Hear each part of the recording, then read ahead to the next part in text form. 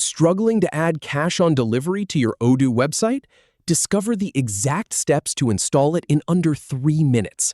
This tutorial walks you through the settings menu step by step, from locating the provider to installing COD on your site.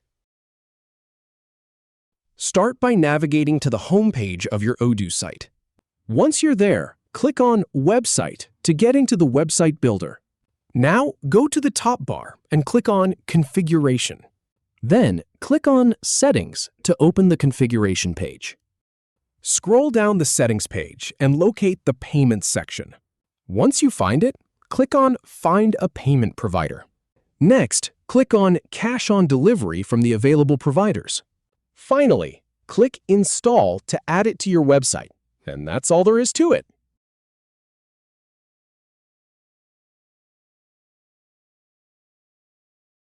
If you have any feedback, or if any info is inaccurate, please leave a comment below.